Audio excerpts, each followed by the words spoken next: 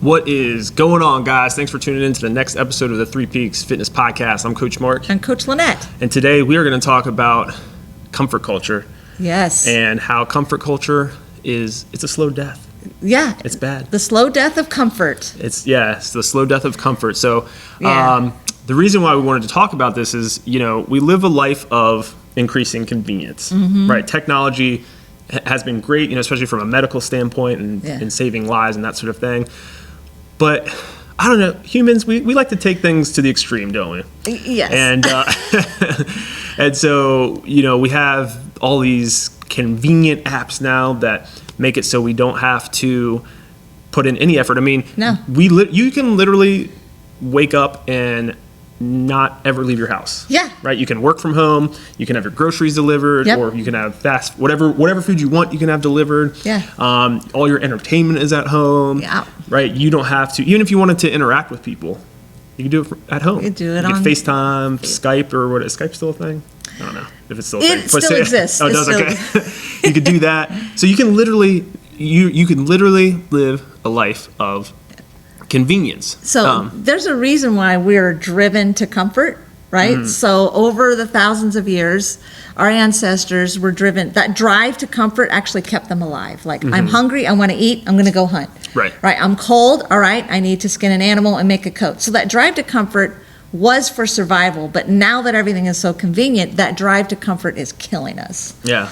So. Yeah, it really is. And this habit of avoiding discomfort, it can actually literally shift the way our brains work. Yes. Chemically. And so that's a good segue into the significant role that dopamine plays. All right, actually, dopamine. Let's talk in this about it. comfort culture, right? So dopamine is a neurotransmitter. It's known as the feel-good chemical. And for most of psychological history, the thought was that dopamine is released whenever we get some sort of reward, right? So we thought that dopamine was released when we ate the pizza that we wanted, right? That delicious pizza. But what we're finding now is that dopamine is actually responsible for the motivation to pursue Okay. a The reward. anticipation. The anticipation. Okay. Yes, exactly. So when you get that thought in your head, right, of oh, you know what I could really go for? A Chick-fil-A milkshake. Right? That feeling, you're like, oh, you feel good, right? It's like, oh, I feel good now. I want to go get that thing. Is that why Christmas is so great? It's 1 month of dopamine. Probably, yeah. Christmas is coming. It probably Christmas is yeah. coming. It probably is, yeah. Thinking about all those dopamine-inducing foods and gifts and stuff like that. But here's the thing. So it's not just food, right? We get that feeling whenever we go on Amazon, right? We're scrolling through that Amazon app. It's like, oh, I want that shirt, or I want those shoes, or I want that new gadget, or whatever it is. We get it on social media. Yeah. Right? When we're scrolling through social media, or when we open up that, our Instagram or TikTok or Facebook, whatever it is that you use. Yeah. And we're excited. I wonder how many notifications I have. Yeah. Right? That's It's like, oh, wow, I got 200 likes on this post. Yeah. Whoa, look at all those likes, comments.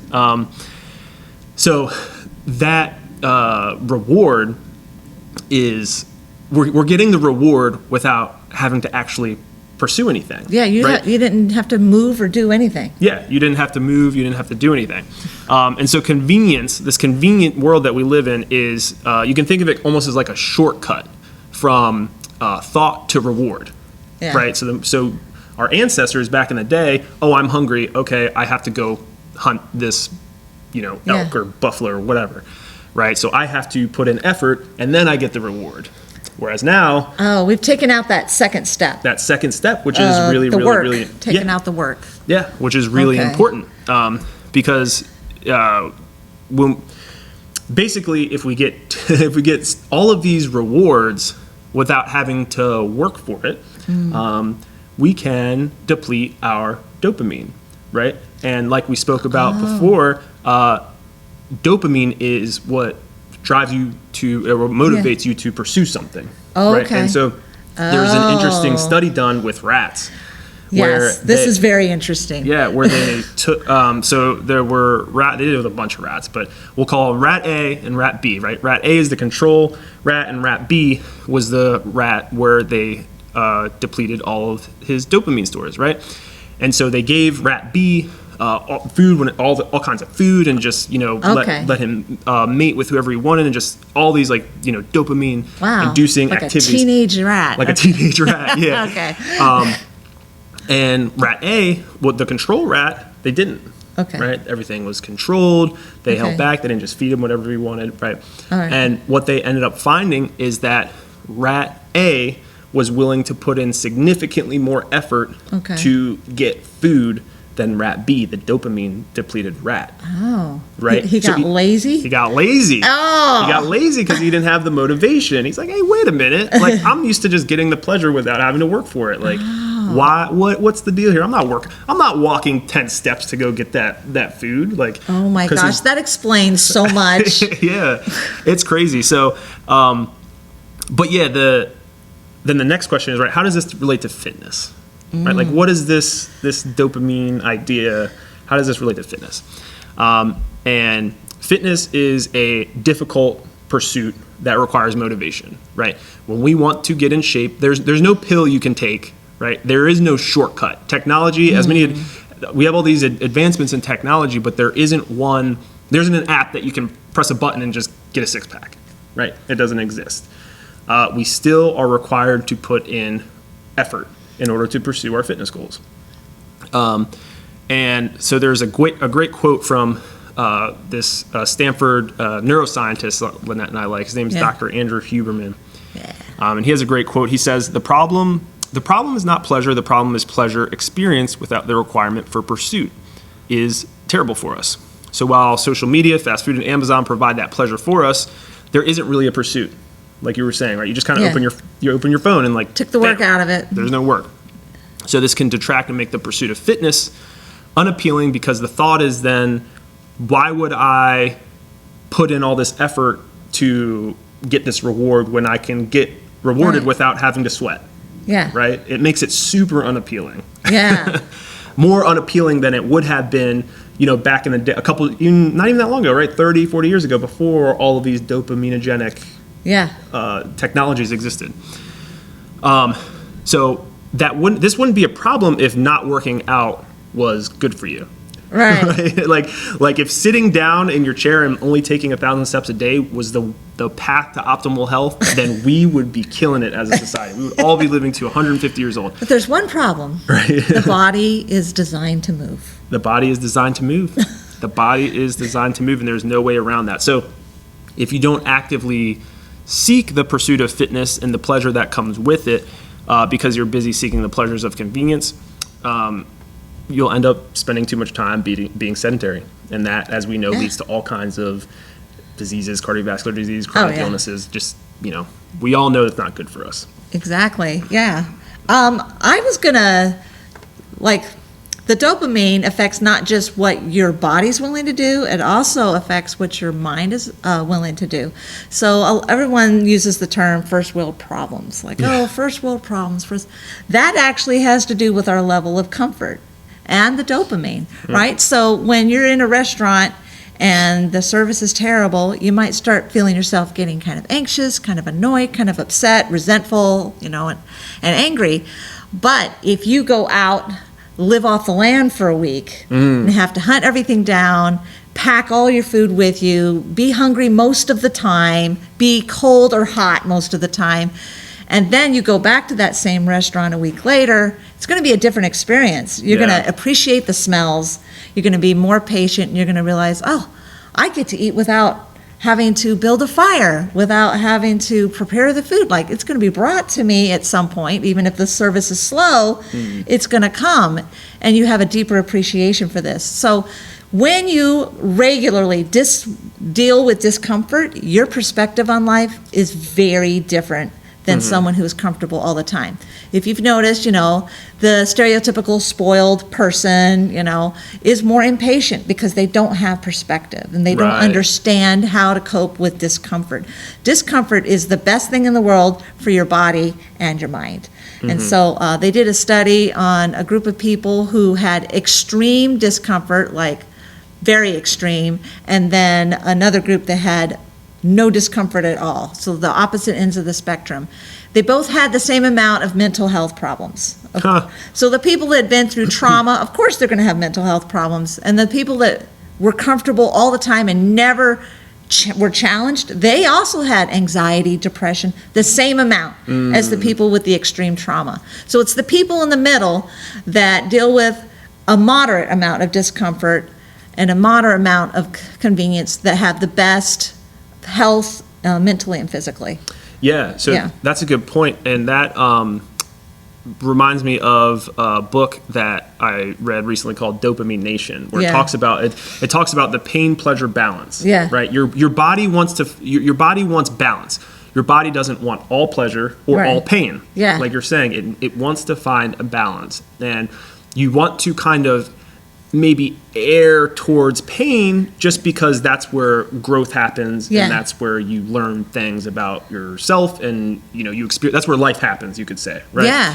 But right, you don't want to go too far Right. down that on the pain side, You want to because be always pain. because that's Yeah. then counterproductive, and your body doesn't feel safe, and that can lead to all kinds of other Yeah. issues.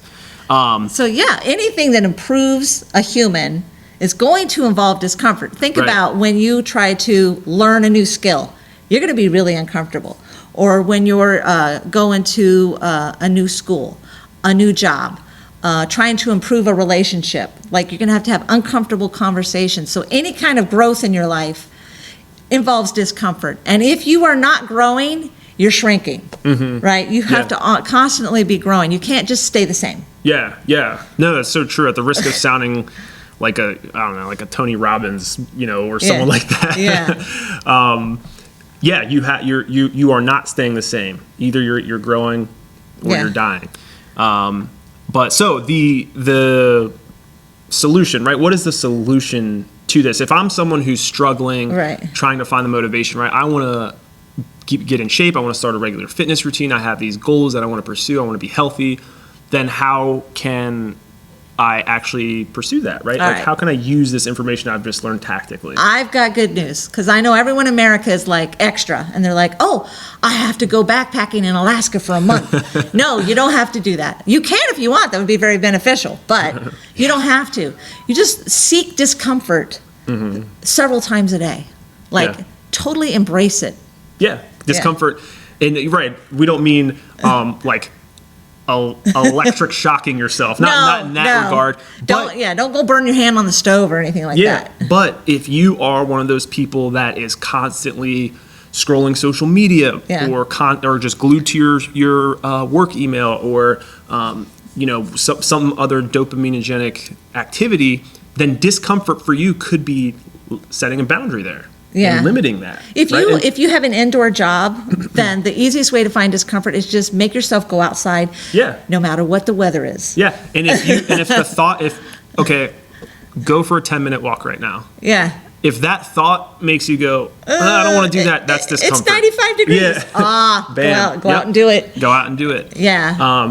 And and start small. And as you begin to incorporate these dopamine producing activities that are actually good for you, are actually Right. beneficial and Yeah. require effort, they will begin to take the place of the dopamine producing activities Yeah. that don't require any effort and are probably not so great for you. And so then the goal becomes to Yeah. replace them, right? Replace Yeah. these habits that aren't good for me Yeah. and require no effort with the habits that are good for me. Yeah. And one of those habits is fitness. Fitness, exercise, go do a workout. A workout is a form of discomfort. Yeah. And I promise it may not happen on day 1. It may not happen on day 20. It may not happen on day 50. But eventually you will begin to enjoy working out, being active, Yeah. being healthy, because you will begin to see your effort paying off in a very real physical way that just can't be seen when you are scrolling through Netflix or binge watching, or scrolling through social media or binge watching Netflix, or doing anything like that, where it doesn't require effort and there's no real return. Yeah. So we have several members that say, when they're trying to talk themselves into coming into their workout, they like to remind themselves, I feel great walking out the door. So that they're seeking that little dopamine hit of, I did my workout, I get to go home. Yeah. So they did the work for the reward. Yeah, discomfort. Yeah. Yeah, they like to do that. So other things is like just go out and do some gardening. So this is Yeah. something I do, like, either coming or going to work, I'll do 5 minutes of gardening. So Mm-hmm. like, I'm gonna sit, I'm gonna be out here, I'm gonna sweating, I'm gonna do 5 minutes of gardening. So it's a good time management tool, but it's also a way to have time outside, which that's a whole nother Oh, yeah. podcast of time outside, right? Our bodies are meant to be in sync with the sun. But, you need that 5 minutes of discomfort of doing something. So, yeah, seek it out. Yeah, I guess now that we're talking about it, we can boil it down to just start doing things you initially don't feel like doing. Yes. Be like Yes Yeah. Man. You ever see that movie Yes Man? Yes. be like Jim Carrey and Yes Man. And there's another one. People don't see this as discomfort, but seek boredom.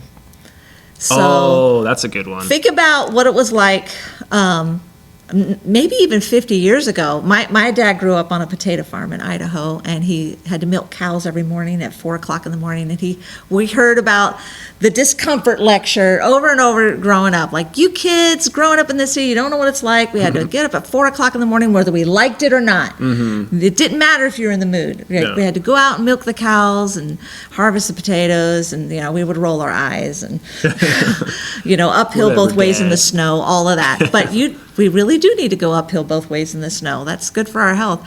But he said there's also a lot of time out there to think. You're milking the cows, and your mind is free. The more your body works, your mind is released to think. Yeah. So seek boredom, embrace it. So that's when you're more creative, and that's when your body is processing things. So if you are constantly getting input from your outside world, you need to get away from the screens or whatever's happening and just go out and be bored for a while. Let yourself, think about what hunters do. They go Yeah. out there, they're out there for hours without Instagram, Yeah. and just waiting for, Just waiting just waiting. for something that may never come. Right. Yeah, and we never get that now. We don't Yeah. get that now. That's There's such a good always point. some source of, dopamine and entertainment. So Yeah. schedule some time to just do nothing. Yeah. For me, something that's been really beneficial in that same vein is walking. And Yeah. walking without technology. Yeah. So I may No sometimes- earbuds? No earbuds. Yeah, I may talk on the phone every once in a while, but Yeah. usually when I'm walking, I actively do not Yeah. use any technology. And yeah, like you're saying, it gives me time to process things about things. Some of my best ideas Yes. come when I'm just walking and not Oh, man. doing anything. Oh, yeah. I solve problems. Yeah, Yeah. yeah. You can process whatever it is that's going on. Solve problems, make plans, come up with great ideas. Yeah. Yeah, it's pretty amazing. And that's a level of discomfort, right, to be bored, but it doesn't feel that uncomfortable once you let your mind do what it's supposed to do. Yeah, the boredom Yeah. evolves. It Yeah.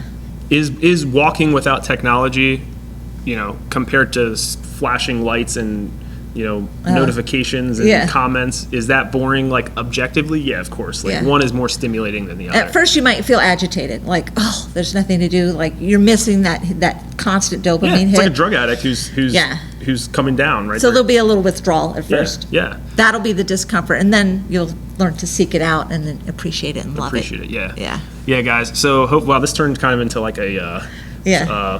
psychology session a little bit. We need to be uncomfortable. Yeah. Embrace it, man. Embrace it. Yeah, embrace it. Well, hopefully this was helpful, guys. And we will see you next time. All right. Bye-bye.